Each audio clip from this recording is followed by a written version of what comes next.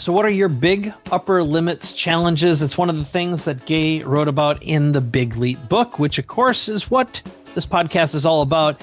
And this episode's about tuning up your receiver. What do you do to block reception? And one of the things that I love that Gay does is he always has great stories. It's a real transformation with someone he worked with recently who had run into some big upper limits challenges. Gay? Yes, and you'll be able to find out how we worked through those challenges in a fairly short period of time. She had challenges that were making her physically ill and then causing repercussions in her relationships. So you'll find out how to go through removing the blocks, removing the barriers, whatever they are, to your receiving abundance. And so tune into this story with us because it takes you through several steps, and every one of them is something you can apply to your own transformation and your clients. Yep, nothing better than a transformation you can use today. Gay is awesome at it, and you really get an inside view into how his brain works. All that and more on this episode of The Big Leap.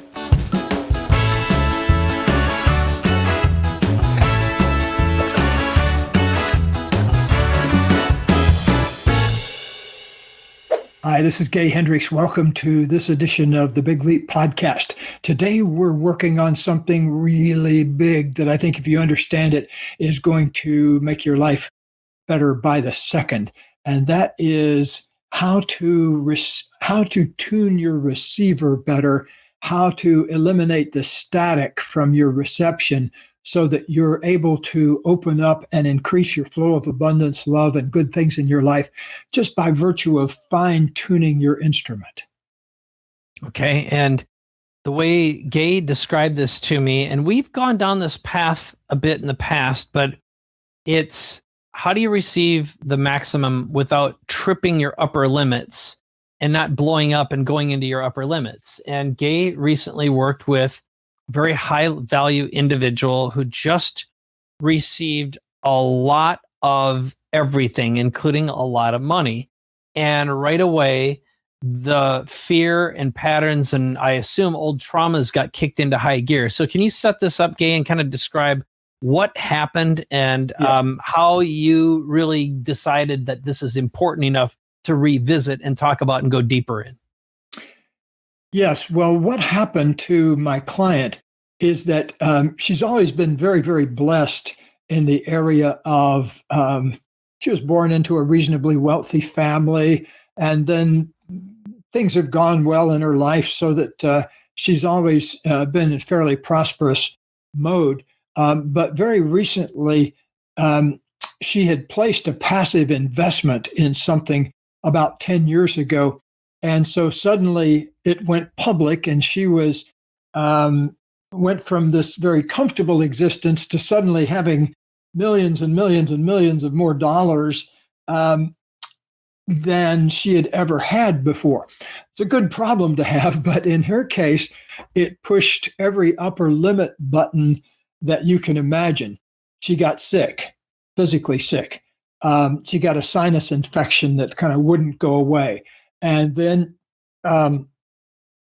she and her fiance had a big blow up. And what was the third thing? These things seem to always come in threes. Oh, yeah. The third one was she had this fantastic new SUV, and I forget the name of it, but it's one of the fancier ones. Something Rover. Is it Range Rover? I think. Yeah. Range Rover, or I was thinking an Escalade, but yeah, okay, something high. Yeah, so a very, very high end thing, and just out of the blue, somebody totaled it. I mean, somebody ran into her and completely totaled it. She was not injured. In fact, she wasn't even in it at the time. But so, what happens there? Suddenly something seemingly good happens. And then boom, boom, boom, boom, boom, all these systems start to rattle and fall apart. Well, as we worked on this, I didn't know too much about her background until the session. But as we talked about it, it really began to fall into place because I could see how she had shut down in one area of her life, which was what I think is one of the most crucial areas, which is how much love you're willing to receive. But at the same time, she also, you shut down in one area and you shut down in another area. So if you shut down in the area of how much love you're willing to receive or positive energy in general, you're also shutting down to other kinds of reception too.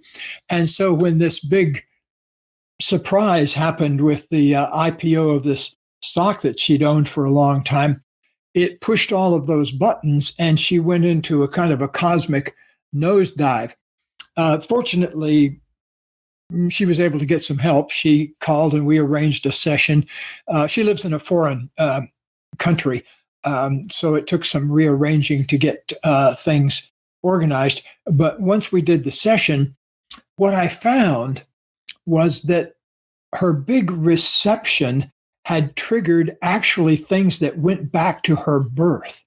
And when she was born in such a way, just kind of a complicated Middle Eastern situation with princes and nephews and all sorts of very wealthy folks that are all connected through some family kinds of things. But at birth, she was kind of disowned by her father and raised more by her mother and grandmother. And so as we worked, we got down into this simple moment of not feeling like she deserved to be here, partly because she was a woman, a girl at the time, and partly because her mother had fallen out of favor with the father. So what I'm describing sounds kind of like the stuff of a movie, but if you think about it, we all have exactly those same kind of mechanisms. We may not have them with Saudi princes and millions of dollars and things like that, but we've all got disturbances in our ability to receive. For one person, it's a mental thing, like I don't deserve it, an unconscious decision way back early on in your life, an unconscious decision that I'm not worthwhile. For another person, the glitch may be on the physical level. So when you receive an unexpected large amount of money, you get sick. So that's another channel that upper limits come in on. So she kind of did a triple there. She got sick and also had problems in the relationship she was in, and her car got totaled. So there was 3 things in a row that happened, bang, bang, bang. When those kind of things compound like that, that's a good time to call somebody and get some help. So what I was able to do with her over the hour and a half that I worked with her was help her let go of a lot of those early decisions about, I don't deserve to be here. I don't deserve love. I've landed in the wrong family. I've landed in the wrong body. So those kind of old unconscious decisions, the only way you clear them up is by shining the light of consciousness on them. You can't uproot them from your body or hypnotize yourself and make them go away. You simply have to open up and accept them into the wholeness of yourself. And that actually releases the old unconscious stress power that those things have. Old unconscious events only have a grip on you to the extent that you haven't let go and let them be. In a way, those old conscious events thrive on us trying to fix them and make them better. What actually makes them better is to open up and accept them and shine the light of consciousness on them just as they are. I call that the Einstein Algorithm. We've talked about this before, where Einstein said that the best way to understand relativity is that a minute on a hot stove feels like an hour, and an hour with your beloved goes by like a minute. And it has to do with how open you are to receiving this moment. Because when you're with your beloved, all of you wants to open up and receive the goodness of the moment, the sweetness, the ecstasy, the exchange of energy, all of those things. When you're sitting on a hot stove, suddenly all your systems want to shut down and get away and close down and contract. And so that makes time suddenly crawl to a halt. So, with that in mind, make your life a big search exploration journey looking for those upper limits. Be on the lookout for them. In other words, don't shun them, don't go away from them. Make your life about uncovering them. So you'll be like my client. When somebody totals your car, instead of getting into a big lawsuit with the people that did that, that's one way to go, but make sure you handle it inside first. Make sure you have gotten the message of that situation. So that's kind of the first level of what I want to say about that. Okay. So as I listened to that, I was imagining, people I know, people I'm around, including me. And I told you before we ran this episode today, I had something that just felt bad happen in the past couple weeks. It's a business engagement where I thought everything was perfect, and then suddenly the experience turned into getting ghosted. I'm not used to that. And unquestionably, some of the people involved in this project, they definitely have some warning signs of addiction, and some other things that if I chose, I wouldn't choose to be around it, but I was willing to tolerate it because the experience was so amazing. There were a lot of positives, but inside of that, internally, I had invested a lot of spiritual energy, emotional energy, exposed this to a lot of my community, and suddenly it's like, it just, like if someone would say, well, how's that thing going? I'd be like, I don't know is the answer. I really don't know. And I know that my reaction has been to just avoid those feelings and instead focus on and try to go in another place instead of really feeling it, because I don't know how to feel my way through this thing.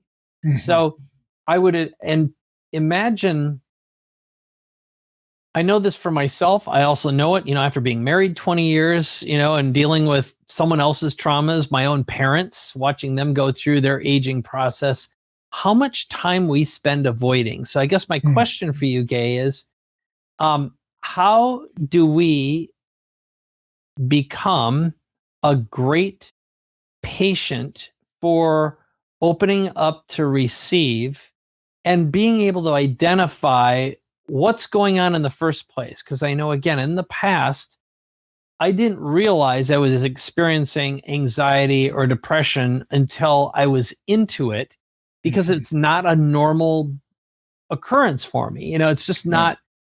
And I would say a lot of people, that I know, they'll either be in denial of it and it's obvious to other people around them, or they hit a slump, or in this case, we're all coming out of one of the strangest moments in human history, a grand pandemic.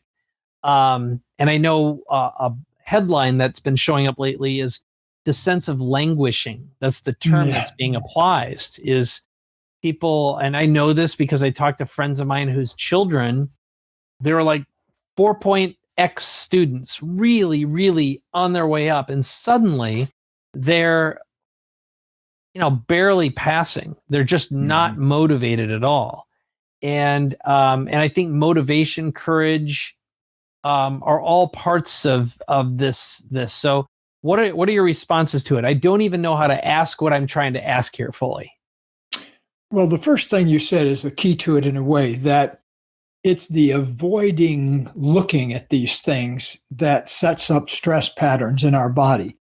That if you watch, like I was walking with two friends of mine that had a toddler. He was about 3 years old and he was learning to run. And he was running in front of us and he tripped and did a total face plant. But his parents were really beautiful about the way they handled it. They didn't want to jump all over him and say, "Are you okay?" They just kind of took a breath. And I saw the little guy turn around and look at his parents, almost to say, am I supposed to get really upset right now? And instead, they kind of gave him the message that, take a breath and shake it off. And he actually literally did that. He stood up and shook himself off, just like a cat or a dog would right after a stress. I don't know if you're familiar with the work of Peter Levine. He's a colleague of mine that studies trauma. Yeah, very excellent work. But he talks about how we don't give ourselves that kind of shaking it off function very often. But the key is when stuff comes up is to open up to learn from it rather than to shut down and avoid it. Because the shutting down and avoiding it, the saying no to whatever it is and saying shut up and go away to whatever it is, that sets up a rattle that cannot be tolerated ultimately. The rattle, it's just like if you tell a lie to someone you love, and I've had the personal experience of doing this back in my pre-Katie days. Fortunately, I learned a lot of these message lessons before I manifested Katie, because I sure wouldn't want to have perpetrated them on her. But there was a time in my 20s when I looked my girlfriend right in the eye and told her I had not had sex with this other person, when guess what? I actually had. And so it was what I think most people call a lie. And you cannot get away with that. You cannot do that. You cannot lie for very long without the universe finding out. And of course, she immediately found out about it, probably because I'm one of the world's worst liars. When I tried to lie, I get all, and the long-lasting effects of having a hugely critical mom when I was growing up in a single parent family. Oh, they can spot that stuff a million miles away. That's right. Yeah. And trying to lie in that situation is just hopeless. So, it's the act of avoiding. It's the act of being called upon to face and feel something and choosing instead to make it an act of denial, changing the subject, moving off it. That's a common pattern, and it sets up rattles in ourselves that causes actual physical illness as well as emotional lack of well-being. Okay. So I want to continue down this path of, so let's just get into the how of receiving, because in the case of your patient, this person who, my read on it is being raised in a Middle Eastern community, there's a lot of epigenetic trauma in a lot of these societies. I know Vivian told me stories years ago about she was raised Jewish, her parents were Holocaust survivors, that part, but she dated an Arab man, and he grew up in a traditional Muslim home where, first of all, dating a Jew was not good. That was massive conflict right there. The second part was he drank alcohol and he was constantly tortured. He just was, and he smoked, but he tasted the Western world and he simply could not resolve the conflict.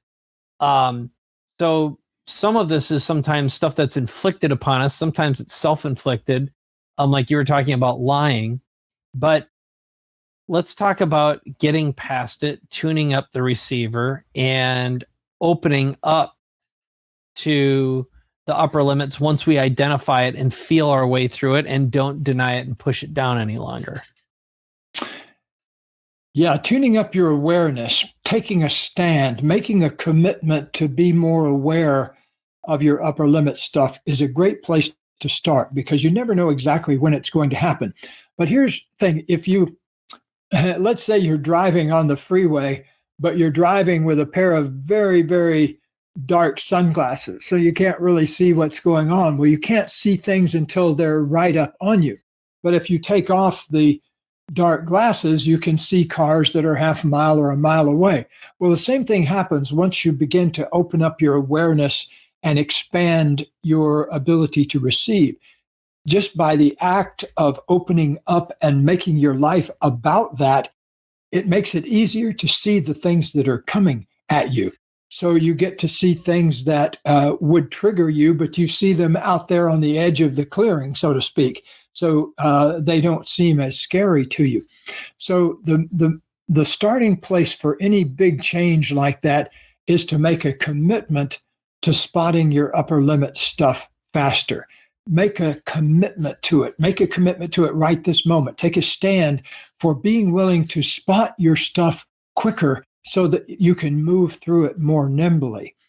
And I've been thinking about this for, a long time, 50 years now, pretty much, and have helped a lot of people work through things like this. So at this part of I can see things on the horizon that might have waited till they were right up in my face now. But don't beat yourself up if if you don't see them till they're right upon you, because that's how you learn. The quicker that you can shift to learning, though, quit beating up on yourself and shift to learning, that's when you really make progress, because it's that openness to learning that allows you to slip through the world in a kind of without getting dinged all the time. Okay. And so what wound up happening with your client? How long did it take to have a resolution? And how much of this is and was resolvable? Like how close to instantaneous? Like what kind of progress have you seen? And what's been the norm? Well, in her case, it got handled in an hour and a half. That was the length of our time together. And the way I work with people now is that most people come to me by signing up for a 2-hour, what I call a Big Leap one-on-one intensive. And I do a couple of those every month. And so that's what she was engaging in. So it usually lasts about an hour and a half or 2 hours. But where she got to was feeling resolved about it instead of frantic. So she came in pretty frantic, having injured herself, not able to sleep, looking real rattled, not feeling good in her body. And by just systematically working through these things, becoming aware of them, opening up, it's kind of like going deeper and deeper and deeper and suddenly realizing, oh, I see. I was labeled as not worthy of love. That didn't have anything to do with me. It was simply because I was born, in her case, she was born just before her father decided to take on another wife. And in his culture, you can do that, but it often doesn't make the people that are left behind feel real great. Those are some great if you need a whole bunch of kids to work on the farm in today's world. Not very effective. No. And so it leaves, various kinds of trauma. And so, but it was beautiful to watch. I get to see that all the time where people sort of start pretty agitated and they end up in that space of oneness and serenity. It's very beautiful, but it's actually, it kind of looks on the surface like magic and miracles, but what it has to do with is you make your own magic and miracles by you come up to these places that are hard to love and accept, and then somebody maybe helps you love and accept them.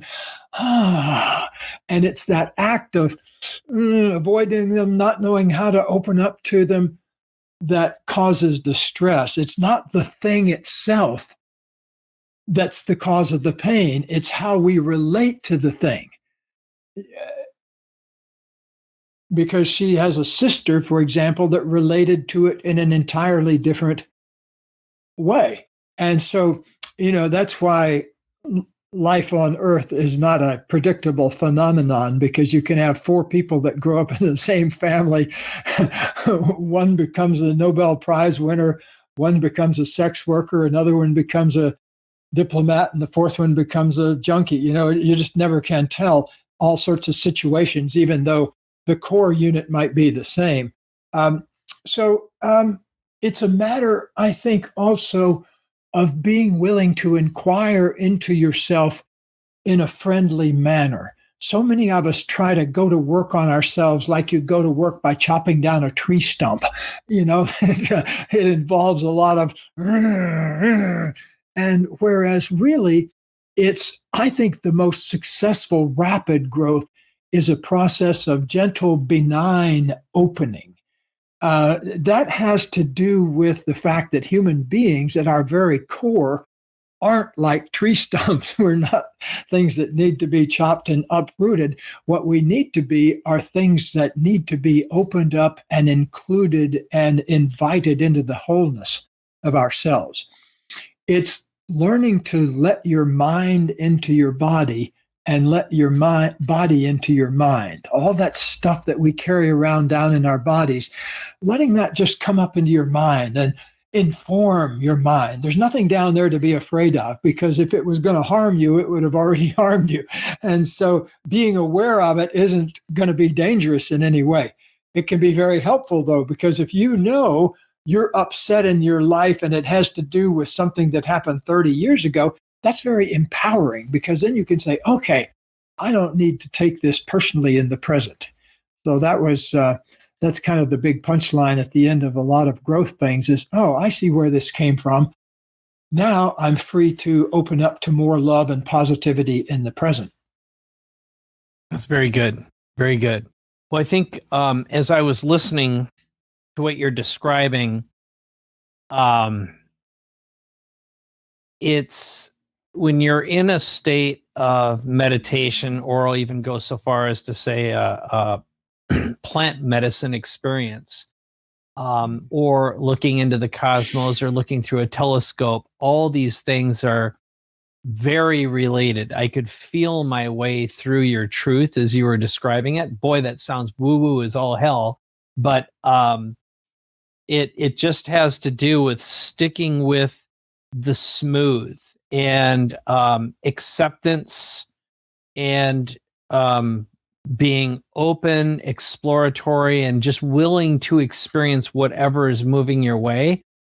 But I also think it's important that in knowing you as long as I have, Gay, you are very deliberate on what you wish to experience. In other words, it's sort of like you've got your North Star and you keep it there all the time. And there's, you don't allow variability to enter into what your North Star is.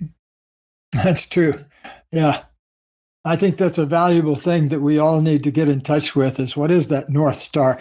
I did a thing on Instagram this week. It's probably the most popular thing I've ever done. I had a little 2-minute video and I was talking about what's your deal with the universe? Like, how are you? There's this great Navajo word that Hakomi, which means how do you stand in relation to the worlds around you? How are you in relationship to the worlds? And I was talking about what I called a deal with the universe that I made many years ago, where I had a direct conversation with the universe around me. And I said, okay, I don't want to keep track of the details here about money and that kind of stuff. I'm willing to give everything I have to the service of learning about transformation. And I'm willing to share all of that so that other people's lives can be made better because of that. That's my deal. That's what I want to give. And I'd like to be fully supported, so I don't have to think much about money and logistics and stuff like that. And boy, has that come true. That deal has been worth tens of millions of dollars. And just giving up control over the stuff that I'm not a genius at. Now I pay accountants every year far more than I used to make in a year, But it's a good deal. It's part of a really good deal, because it's the universe taking care of the stuff that I don't want to have to take care of. So I have a friend in the entrepreneurial world that has never spent less than $5 million a year on legal fees. Unbelievable. 20, 30 years in his world, $5 million a year, at least on league, and some years more than that. That's a big life, but whatever it takes to make your deal work with the universe. I want everybody to have a deal that makes them feel good and everybody else around them feel good. I see way too much suffering among many of my entrepreneurial colleagues as I go around the world. And I don't think it has anything to do with the amount of money that's at play, because you can get just as frantic around $1 billion as you can around $100. And, I've been in rooms where people lost or made billions of dollars at a time. And I've been around where people lost $50 playing golf and got mad about it, So it's not exactly about the game. But I really like putting a kind of a point on this conversation that has to do with noticing those moments where you contract and aren't willing to receive, and going into those moments instead of pulling back away from them, going into them. How did I do that? How did I block my ability to receive in that situation? That question is going to be goldmine for you. Well, it reminds me of a exercise we do at the very beginning of all of our sessions. And I don't know if I've shared this with you before. It's so simple, but it's a grounding exercise where normally it's done looking at the ocean, smelling the ocean, imagining that you're sending roots into the center of the earth, and like think of it like bird feet touching and holding on, and then still remaining as flexible as a palm tree. And I always do it from our beach place because I get to see the trees, I get to see the ocean, I get to smell it and feel it, and imagine that the universe represents infinite abundance, or the ocean rather represents infinite abundance, capable of feeding you, providing you with all that you need for your life and many lifetimes to come. And then asking the question, how do you want to feel right now and all the time? What emotion do you want to feel all the time? And I say, give me a couple words. And we always write it down. And over a course of 2 or 3 days, I check in with, whoever I'm working with a couple times a day and say, rate it on a scale 1 to 10. How close to feeling that way are you right now? And sometimes it's about feeling heroic, for example. It could be experiencing or feeling clarity, connection. There's a variety of different phrases that pop up all the time. But one thing that when I'm at my finest, and the truth is, I oftentimes allow myself to get into the busy instead of focusing on the feeling side and the emotional aspect of life. But I've got a big old whiteboard and I write on it, what feeling do I want to experience today? And what are the 3 big rocks I have? And what can I do for those to be joyful expressions, for it not to feel like work? And I don't know if I told you about this, Gabe, but I had a little mind game I've been playing lately, which is if you can evolve from being a human doing to a human being to a human expression, that to me is a great peak state of what being a fully evolved, or at least a committed evolved human is to think of your life as a human expression, and that involves constantly growing and regenerating and rebirthing and being open and flowering all the time. So all right, well, let's have one of those standing by the beach moments right now and just celebrate our being in the world. And wherever you are and wherever you're accessing this, just take a moment and celebrate your special being in the world this very moment.